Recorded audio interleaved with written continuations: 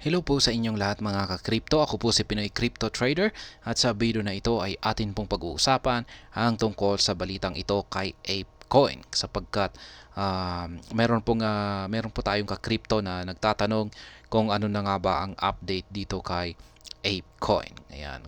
Kasi isa po siya sa mga nag-i-invest dito kay Ape. Ayan, APE, ApeCoin. Yan, at yan ang ating pag-uusapan sa video na ito. Pero bago po tayo magpatuloy, ay nais ko po munang bigyang linaw ang aking disclaimer kung saan ang nilalaman po ng video na ito ay hindi po ito isang financial advice. For education and information purposes lamang po ang layunin nito. Maliban po dito ay nais ko na rin pong magbigay babala na wala pong kahit anumang group chat ang Pinoy Crypto Trader. Ayan, ang sabi po rito ay ApeCoin is a fairly well-established meme coin already worth $1.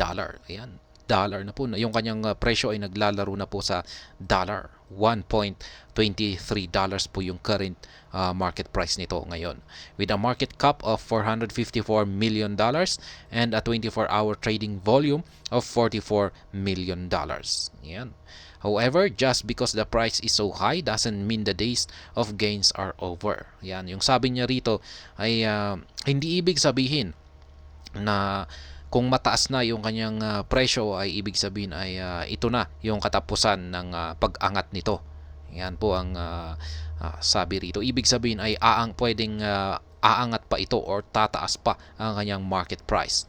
ApeCoin had a rough year and is currently way down from its yearly high of $6.28, meaning there is a plenty of room for upward momentum should a bull run grace the market once again.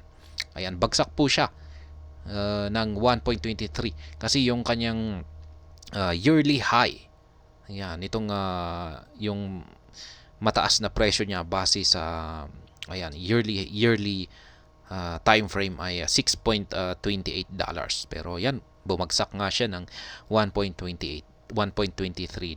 Pero maganda po ito kasi ibig sabihin ay medyo pwede po siyang makabalik sa ganitong presyo ulit, $6.28.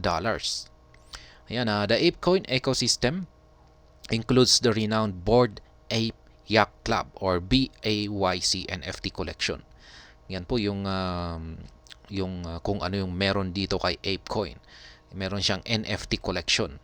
Arguably the gold standard of the NFT industry. Yan po ang BAYC. Yan na ito na NFT collection na ito ay ang tinagurian na gold standard po ito ng NFT industry.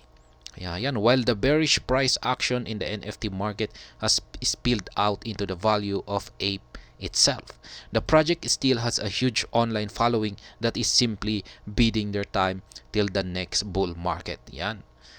Ang ApeCoin ay meron po siyang malaki na mga huge following or supporters or community katulad din po ni Shiba Inu. Yan, malaki na rin ang kanilang ang community na todo suporta sa ecosystem or kay ApeCoin. Kaya yan, naghihintay lamang sila. Naghihintay lamang sila na sa paparating na bull market. Kaya ganyan po katindi si ApeCoin. Ayan, katulad din po ng Shiba Inu na talagang todo suporta maski bagsak ang presyo ay talagang patuloy pa rin ang suporta ng community nito. Ganyan po talaga ang kagandahan ng may isang crypto asset na may napakaganda at solid na community. Kaya yan, ApeCoin social media is very active. Ayan, ibig sabihin ay napaka-aktibo yung social media ng ApeCoin. Ibig sabihin ay talagang pinag-uusapan talaga. Yan, pinagdidebatehan, ayan, at mga nagsisilabasan ay mga ideas, mga proposals, ayan, ganyan talaga yung pinag-uusapan dito. Meaning this project could be well worth keeping an eye on a potential heavy mover. Ayan, ibig sabihin daw ay si ApeCoin ay mayroon daw itong potential na gumalaw ng malaki Yan, heavy mover ang sabi rito dahil sa social media nito na napaka very active. If the NFT market picks back up, or if the ApeCoin community can manage to funnel some of the support they showed the BAYC collection into the wider ApeCoin project, there's no telling how high this project could climb. Ayan. Siguro kung kakayanin or magagawang suportahan ng community ni ApeCoin yung ibang mga projects nila, ay maaaring ito talaga ang magdulot.